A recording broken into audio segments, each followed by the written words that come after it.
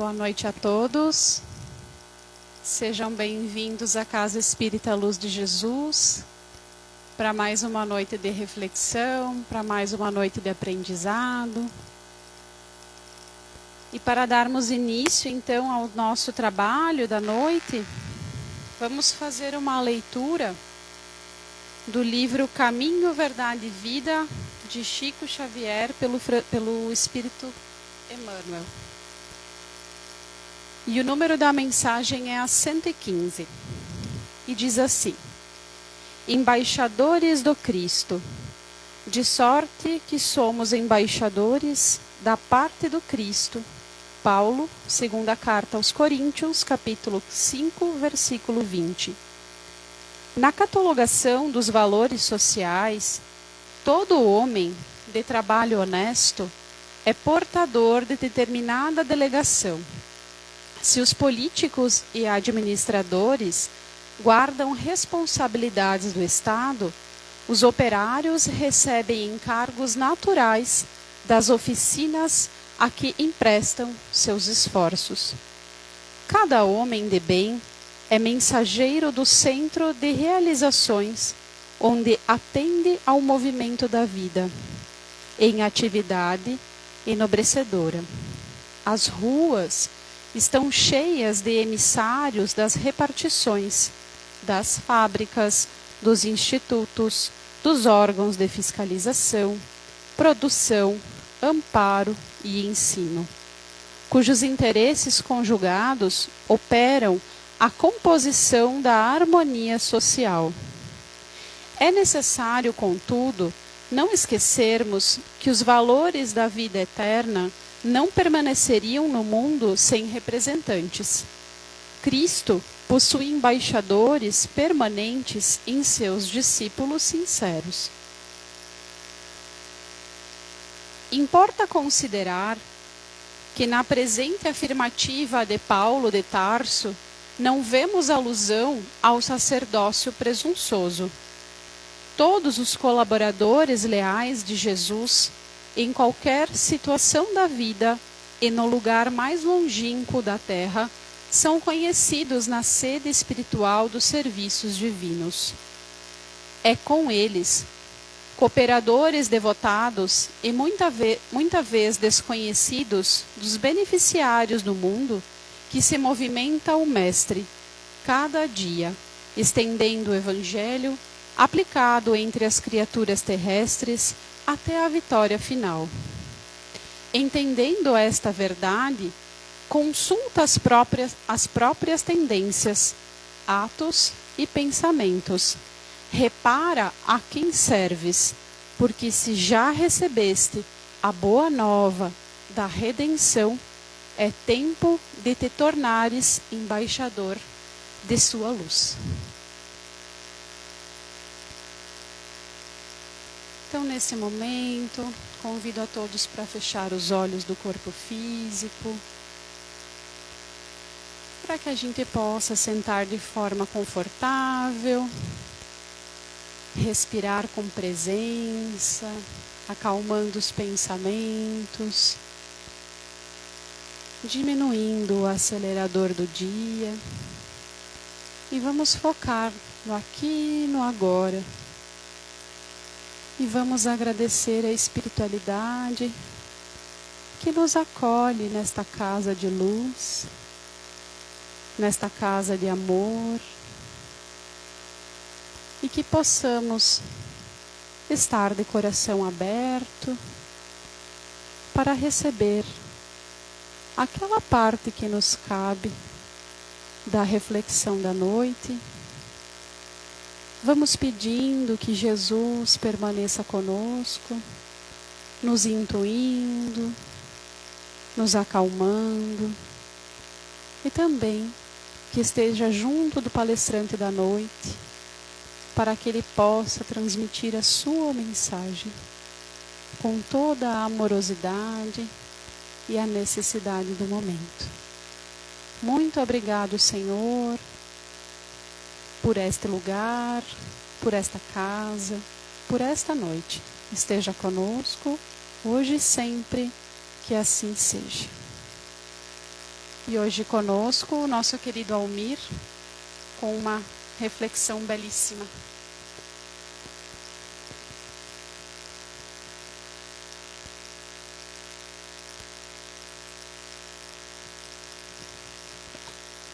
Boa noite. Sejam todos bem-vindos para mais uma noite de reflexão, para mais um momento de entendimento de muitas coisas que acontecem na nossa vida e a gente se pergunta por que isso, por que aquilo. E como nós sabemos que nada é por acaso, que tudo o que acontece está no plano de Deus, nós vamos falar hoje sobre os flagelos coletivos, ou as calamidades, ou ainda os acidentes coletivos. Por que eles acontecem? E o que acontece com aqueles seres que acabam desencarnando? Essa reflexão, ela foi elaborada há muito tempo atrás. Ainda quando nós frequentávamos a Casa Espírita Corrente do Bem, há 20 anos atrás, lá em Xanxerê, a gente se perguntava como que nós poderíamos entender a relação dos flagelos coletivos, dos acidentes, das calamidades. E pesquisando, nós encontramos, elaborada por um irmão espírita, eu não sei de onde ele é, o nome dele é João Paulo Bittencourt Cardoso. Uma palestra maravilhosa, que nós adaptamos ao nosso tempo e a nossa casa para a nossa reflexão dessa noite. Depois de muitas conversas, quando ainda fazíamos o atendimento fraterno naquela casa, nós então buscamos algo para entendermos a questão que hoje nós vamos reportar a vocês nessa casa. João Paulo Bittencourt Cardoso, esse irmão espírita, ele relaciona algumas calamidades e a gente trouxe somente algumas mesmo, porque senão nós ficaríamos aqui muito tempo. Terremoto do Japão, 11 de março de 2011. Magnitude de 9 graus, 9.737 mortos, 16.501 desaparecidos.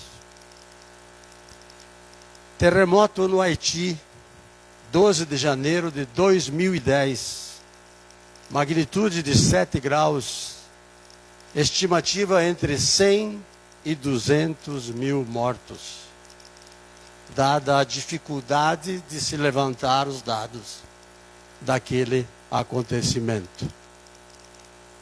Rio de Janeiro, 7 de abril de 2011. Atirador ingressa na Escola de Ensino Fundamental Tasso da Silveira e abre fogo contra os alunos daquela escola. 12 mortos e 13 feridos. Aí vem os questionamentos. Podem as calamidades ter alguma utilidade? Numa mesma calamidade morrem bons e maus. Será que isso é justo? Será que todo mundo numa mesma calamidade morre igual? Será que todos os que morrem numa grande calamidade deveriam estar lá e morrer mesmo? Se Deus é tão bom e justo, Por que ele permite que haja calamidades? Aí, se nós pegarmos a Gênesis de Allan Kardec, são chegados os tempos, dizem-nos de todas as partes, marcados por Deus, em que grandes acontecimentos se vão dar para a regeneração da humanidade. No capítulo 18, vocês encontram essa passagem. O nosso globo, como tudo que existe, está sujeito, sim, à lei do progresso. O nosso orbe tem vida. A Terra tem vida, porque é uma consciência. Tudo é consciência. E à medida que nós vamos desfolhando a Gênesis, vemos lá duas maneiras que se efetua o nosso progresso. Lenta, ou seja, gradual, né? Aprendendo, como nós estamos aprendendo numa casa espírita, pelos acontecimentos do dia a dia, na nossa jornada evolutiva. E quando as coisas ruins nos acontecem, nós reclamamos e achamos que nós estamos certos e os outros estão errados. Não nos perguntamos por que tais coisas acontecem conosco. Não nos colocamos diante dos fatos para entender que se está acontecendo algo comigo, é porque numa outra vida eu também fiz a mesma coisa que degenera a atitude de quem está fazendo comigo. E aí nós deixamos de lado para criticar os outros, quando nós deveríamos ter resignação diante dos fatos. E brusca são aqueles movimentos mais rápidos, períodos progressivos da humanidade, às vezes parcial também, limitado a uma raça ou também a uma nação, e às vezes de toda a humanidade. Se nós buscarmos os ensinamentos do Livro dos Espíritos, na questão 737, Kardec pergunta: com que fim fere Deus a humanidade por meio de flagelos destruidores? Para fazê-la progredir mais depressa. Já não dissemos ser a destruição uma necessidade para a regeneração moral dos espíritos, que em cada nova existência sobem um degrau na escala do aperfeiçoamento? Preciso é que se veja o objetivo para que os resultados possam ser apreciados. E nós não vemos os objetivos. Nós vemos o problema em si. Mas por que eles nos acontecem? Na maioria das vezes, quando nos acontecem determinadas situações, nós usamos a autopiedade para dizer: eu não mereço isso. Nós não nos perguntamos o porquê isso está acontecendo comigo. Ah, coitadinho, não merece. Merece sim. Nada é por acaso. As coisas nos acontecem porque devem acontecer, e nós estamos no mundo de provas e expiações, que necessitamos sim passar por determinadas situações para a elevação do nosso espírito. Somente do ponto de vista nosso é que nós apreciamos as coisas que nos acontecem. Daí vem o que nós todos classificamos ou qualificamos de flagelos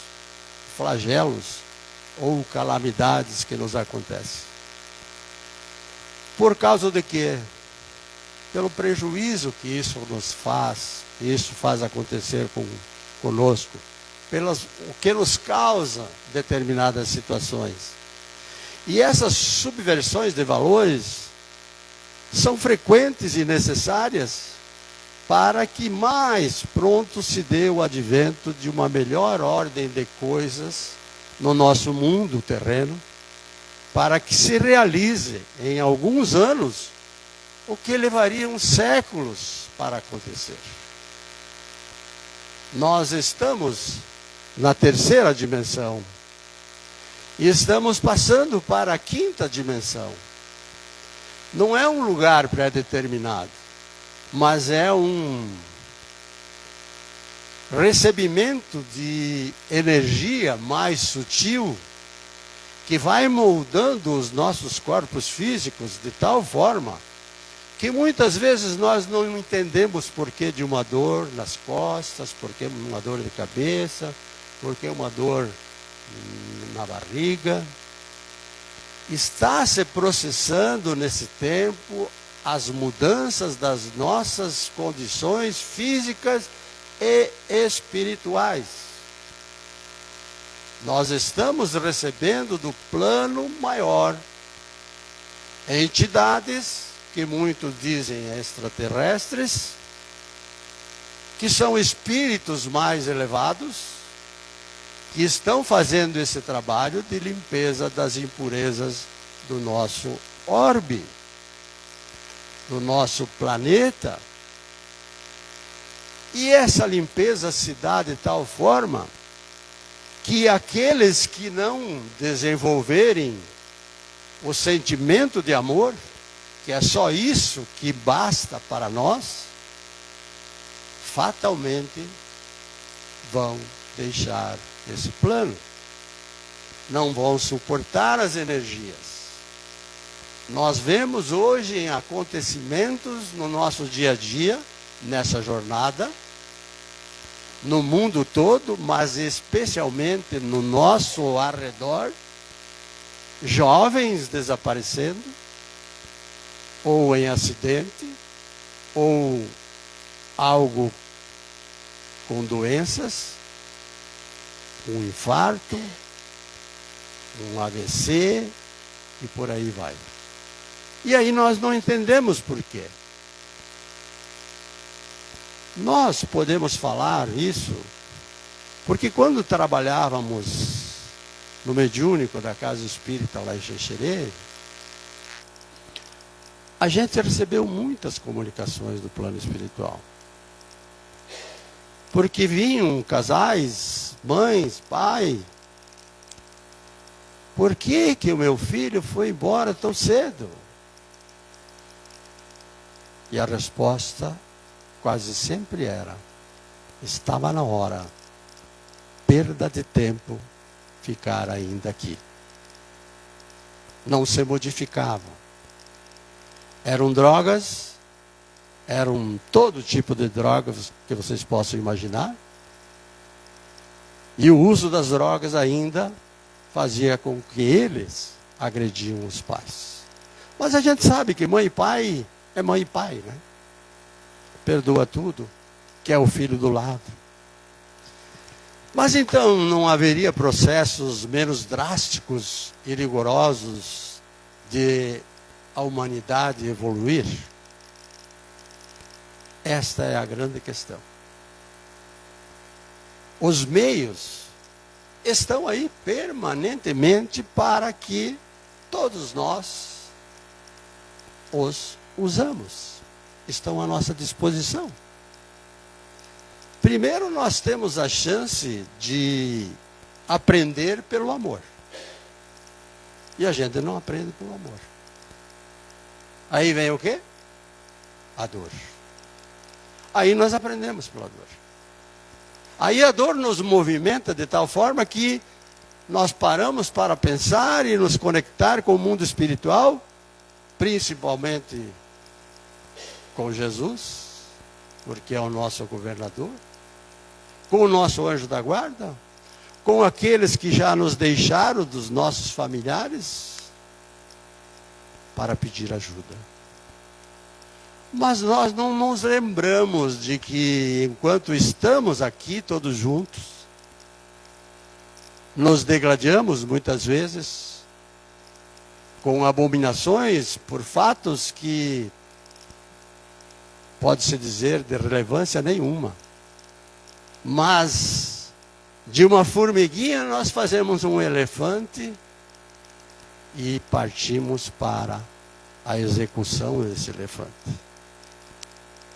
Nós não nos damos conta de que nós estamos numa situação de agradecer a Deus pela jornada que nós estamos nesse plano, pela nossa encarnação, quando muitos espíritos abriram mão de vir para cá para nós estarmos aqui.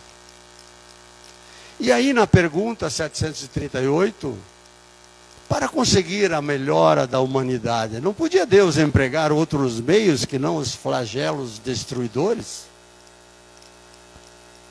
Pode e os emprega todos os dias. Pois quem deu a cada um os meios de progredir pelo conhecimento, foi ele, do bem ou do mal. Nós temos o livre-arbítrio. O homem, porém, não se aproveita desses meios. Necessário, portanto, se torna que seja castigado. Aonde? No seu orgulho? No seu egoísmo? Na sua vaidade? E o castigo vem mesmo. Para quê? Para que lhe faça sentir a sua fraqueza. Sentir a sua fraqueza. Nós somos fracos. Nós somos pessoas que se chamam espíritos encarnados, que nos esquecemos que somos espíritos e alimentamos somente a condição de ser humano, por estar num corpo de carne. Tem mais uma questão, a letra A da questão 738. Mas nesses flagelos, tanto sucumbe o homem de bem como o perverso. Será justo isso? Durante a vida, o homem tudo refere ao seu corpo físico. Ele esquece que é espírito. Ele esquece que o primeiro e mais importante caminho a seguir é de sua elevação espiritual. Entretanto, de maneira diversa, pensa sempre depois da morte. Quando chega lá no plano destinado a ele, ele viu que perdeu o seu tempo nessa encarnação. Um século no nosso mundo não passa de um relâmpago na eternidade. Logo, meus irmãos, nada são os sofrimentos de alguns dias, de alguns meses, ou talvez de alguns anos, para que nós nos queixemos. Representam para nós, sim, esses problemas, as dores, um ensino que nos dá e que vai nos fazer sentir e servirá para nós no futuro, numa outra encarnação. Porque nós levamos armazenado no nosso espírito, junto com o perispírito, tudo aquilo que nos acontece na nossa jornada dessa encarnação. Os espíritos que pré-existem e sobrevivem a tudo, eles formam o mundo real. E esses, os filhos de Deus, que é o objeto de toda a sua solicitude, os corpos desses são meros disfarces com que eles aparecem no nosso mundo. Não vou dizer que aqui nessa casa hoje não tem espíritos elevadíssimos aqui. Mas estão numa condição ainda de reparação de imperfeições de outras encarnações. E é necessário que cada um passe e colha a semente que plantou. Por ocasião das grandes calamidades que dizimam os homens em geral, o espetáculo é como se fosse semelhante a um exército numa linha de combate, onde os seus uniformes estão rotos, já totalmente destruídos, mas o general não se importa com o seu uniforme. Ele se importa sim com os seus soldados. Assim é o nosso Pai. Nos dá a possibilidade para que todos nós possamos nos esquecer um pouco do corpo físico e lembrarmos que somos espíritos em busca do nosso aperfeiçoamento. E essa perfeição parte do princípio de que nós temos que saber amar. Não é um amor pelo namorado, pela namorada, pelo pai, pela mãe, de uma forma, vamos dizer assim, eu amo a mãe, eu amo o pai, eu amo o marido, eu amo a mulher. Não. É o amor ensinado por Jesus. O amor que tem que se colocar à frente de tudo aquilo que possa me servir. Por quê? Porque Deus sabe exatamente qual é a necessidade de cada um de nós. Não se preocupem com a materialidade. Façam pelos espíritos de vocês. O resto vem por acréscimo. Não tem dúvida. Não vai ter mais do que o necessário para você dessa encarnação. E quem sabe essa necessidade é só um ser. O nosso Pai. A consciência divina universal. O nosso Criador. Aquele de quem nós extraímos a nossa fonte do ser.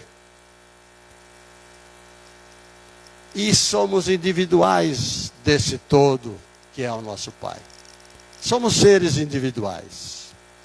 Nas obras póstumas, livro escrito por Kardec e que não foi publicado, só foi publicado depois da sua morte, o tema expiações coletivas, a própria espiritualidade trabalha para que de alguma forma, observem bem, as pessoas que precisam passar por esta experiência estejam ali, naquele local, reunidas no mesmo momento, o momento exato em que se dê o flagelo. Tombou um ônibus, morreu 20 crianças e se salvou mais 15. Esses espíritos pediram para estar nessa condição, para reparar algo que fizeram no passado e vêm com a mesma condição de flagelo. Nós já ouvimos muitas histórias. O avião da Chapecoense, aquele incêndio no circo, o Hotel Joelma, aquele menino de São Paulo Rio, que os caras raptaram o carro e ele morreu arrastado. Ele mesmo veio trazendo a mensagem para o pai e a mãe que ele precisava passar por isso, porque numa vida passada ele fez a mesma coisa. Então, nada é por acaso. Deus não pune ninguém. Quem pune é a nossa consciência. É ela que nos solicita a reparação. E aí então vem os desastres, os acidentes, os tiros, né, que acontecem quando há esses desencarnes coletivos. Ainda no livro dos Espíritos, na questão 740, não serão os flagelos igualmente provas morais para o homem, por porem-no abraços com as mais aflitivas necessidades? E os Espíritos respondem: os flagelos são provas que dão ao homem ocasião de exercitar a sua inteligência, de demonstrar sua paciência e resignação ante a vontade de Deus, e que lhe oferece ensejo de manifestar seus sentimentos de abnegação, de desinteresse e de amor ao próximo, se o não domina o egoísmo. Não devia falar, mas vou falar. Eu estou passando por uma situação bastante delicada. E nem por isso eu condeno quem está fazendo com que eu passe por essa situação delicada. E a minha esposa diz: mas é muita ingratidão. Não é ingratidão. Por que tudo isso? Porque numa vida passada eu devo ter feito a mesma coisa. Não acontece nada para nós se não for da nossa alçada que nós, ou nessa vida ou numa vida passada, fizemos. E nós temos que ter resignação diante dos fatos, e agradecer, e rezar por esses que fazem isso com a gente, porque estão nos ajudando a reparar as nossas imperfeições do passado. E o que nós fazemos? Nós os condenamos. Não deve ser assim. A nossa forma mais correta que Jesus nos ensinou é o perdão. É orar por esses nossos irmãos. É estar mais próximos deles através da oração. Porque quanto mais você alimentar o ódio, a raiva, é você que está se prejudicando. Não é o outro. Na Gênesis ainda, Kardec fala que nestes tempos, porém, não se trata de uma mudança parcial, de uma renovação limitada a certa região ou a um povo, a uma raça. Trata-se de um movimento universal. E opera-se no sentido do progresso moral. Qualquer semelhança que está acontecendo hoje é mera coincidência. Está acontecendo hoje exatamente o que foi falado lá atrás na Gênesis, que aconteceram os fatos daquela época, que estão reacontecendo agora. Nós que já vivemos muitas encarnações, estamos diante de uma encarnação em que a espiritualidade nos fala que todos nós, na sua essência, somos espíritos já bastante elevados. E que estamos aqui, sim, e vocês vão entender até o fim, com uma missão, principalmente nós que somos espíritas, de que quando as coisas acontecerem, o nosso amor tem que estar presente. Vocês vão entender logo.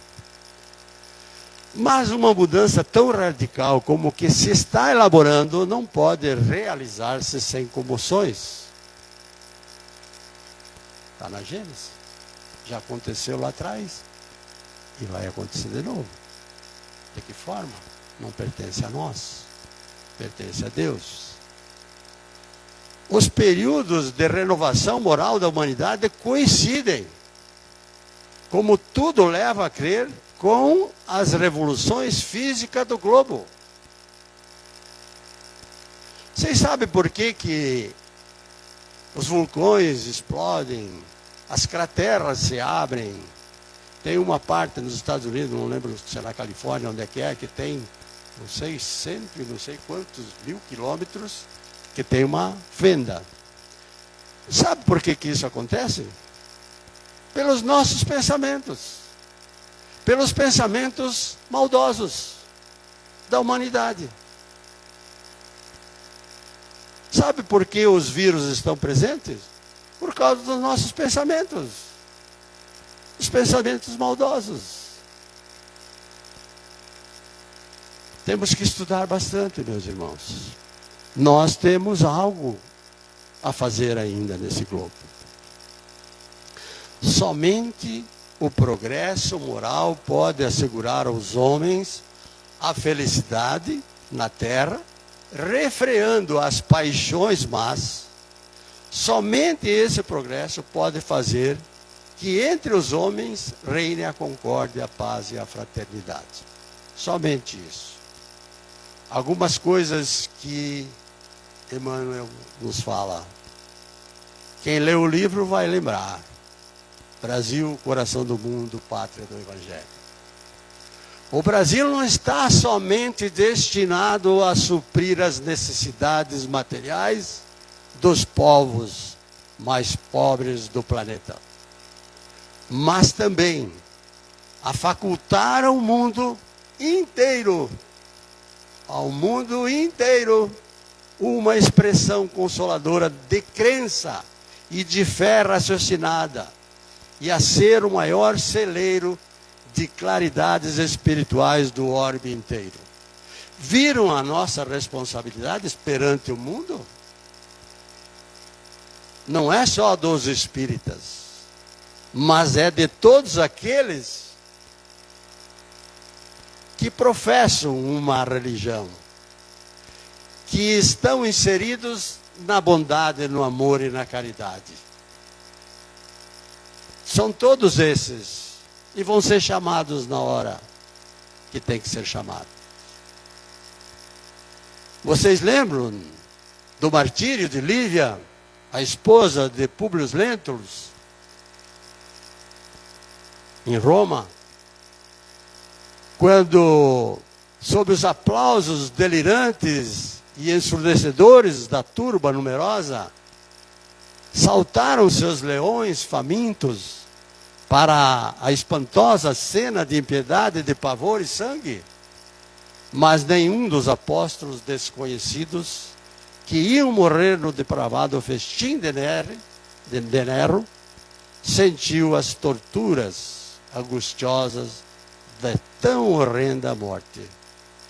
Porque o brando anestésico das potências divinas lhes balsamizou o coração dorido e dilacerado no tormento momentâneo. Ingressando na arena, quem lê o livro sabe, Lívia ajoelhara-se defronte do grande e santuoso pavilhão do imperador, onde buscou lubrigar o vultoso, ou o vulto do esposo, Públio Lentulus. Sabe quem é Públio Lentulus, né? Em cada encarnação, vê. Emmanuel. Tem outras passagens, né?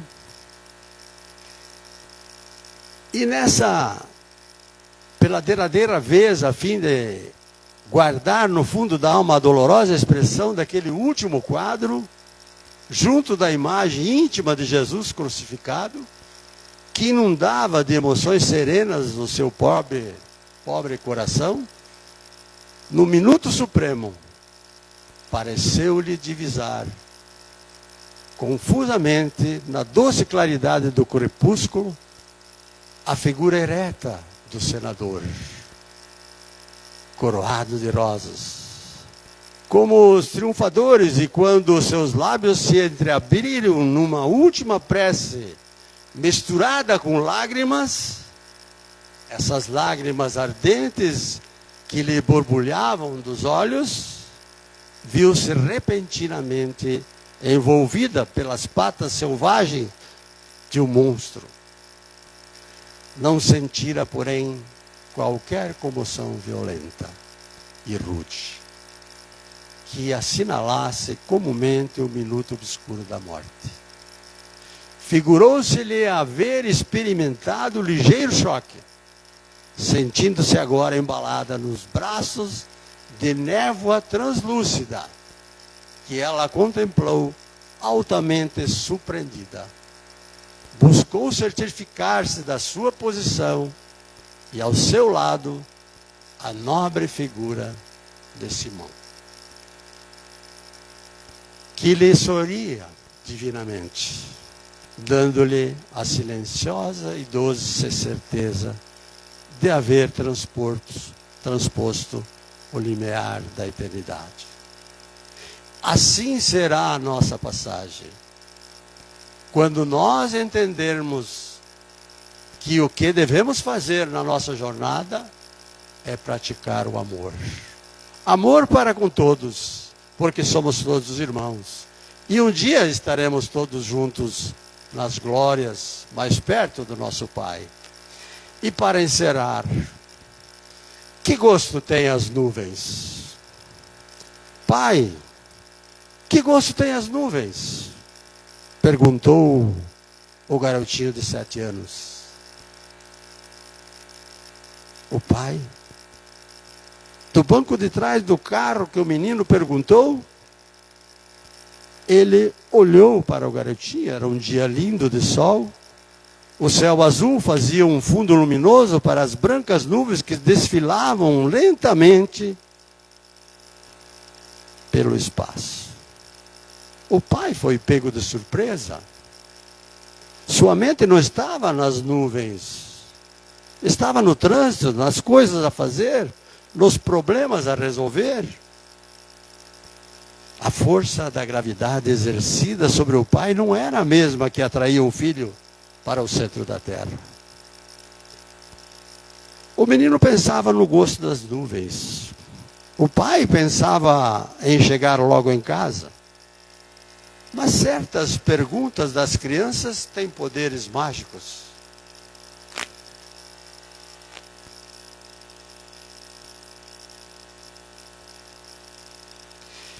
E essa fez com que ambos, pai e filho, desejassem estar mais próximos das formações nebulosas do céu de anil. O pai sorriu, adorou a pergunta. Não era nada lógica. E seu dia havia sido 100% lógico, racionalizado.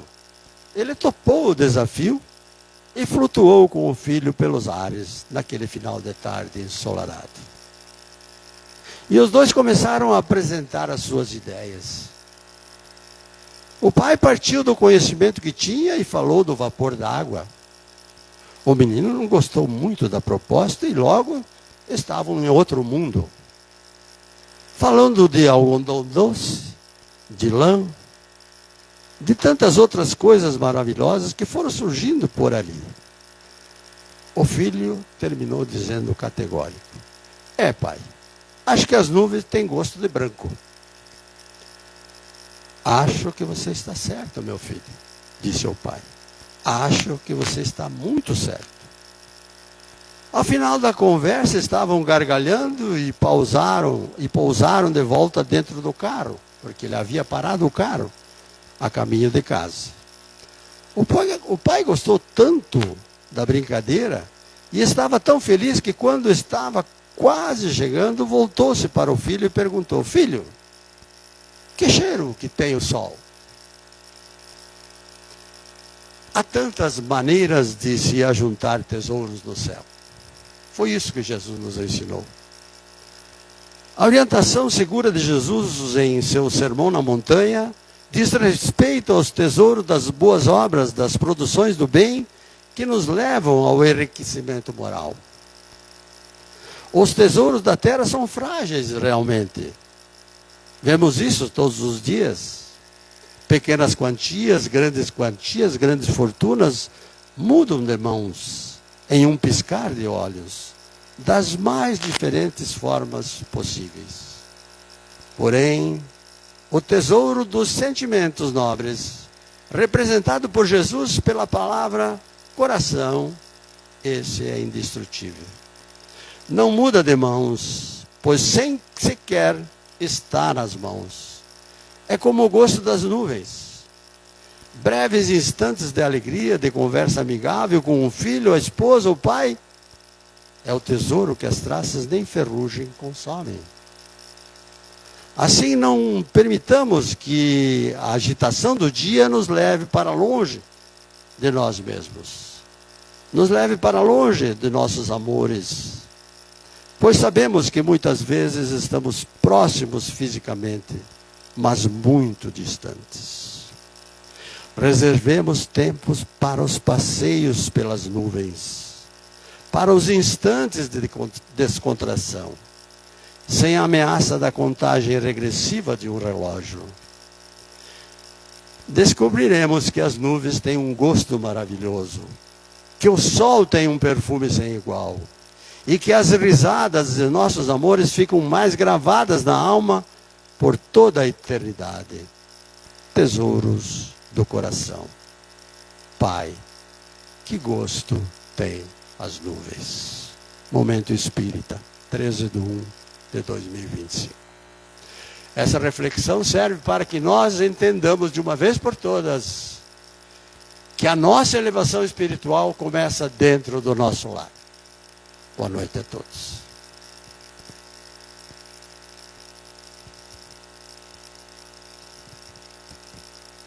Muito obrigada, Almir, pela reflexão da noite. De grande valia nessa história do gosto das nuvens.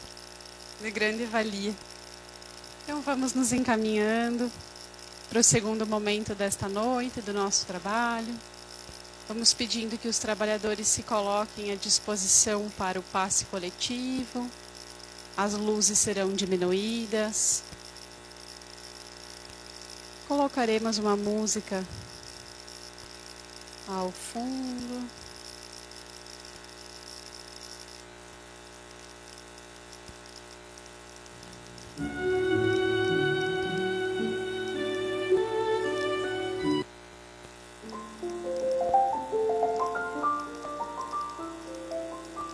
Bem baixinho, apenas ao fundo. Para que a gente possa se concentrar nesse momento de passe. E nesse silêncio abençoado, vamos nos conectando com aquilo que nos trouxe aqui hoje. Qual resposta eu vim buscar aqui hoje? Para as minhas perguntas diárias, para as minhas dúvidas, para os meus anseios. O que eu vim buscar aqui hoje? Que cada um, na sua individualidade, possa nesse momento receber, com a graça da amorosidade do nosso amado Mestre Jesus, a resposta que aqui procura. Porque essa resposta, ela está dentro de nós. Basta a gente silenciar para ouvi-la. Gratidão a toda a espiritualidade amiga, aos nossos mentores e mestres, ao nosso anjo da guarda, que nos acompanha todos os dias. Gratidão à espiritualidade desta casa que nos acolhe, que nos envia tanta amorosidade através desses fluidos que o nosso corpo físico vai recebendo e vai preenchendo cada cantinho necessário. Que o nosso corpo da mente também vai recebendo, que os nossos pensamentos vão sendo acalmados. E talvez o que eu vim buscar aqui hoje nem faça mais sentido. Porque aqui e agora só resta a gratidão por essa doutrina esclarecedora, e por esse amor que estamos recebendo neste momento. Muito obrigado, Jesus. Muito obrigada, Deus e toda a espiritualidade. Que possamos retornar aos nossos lares melhores do que aqui chegamos e distribuindo esses bons fluidos a quem precisa. Muito obrigada. Que assim seja.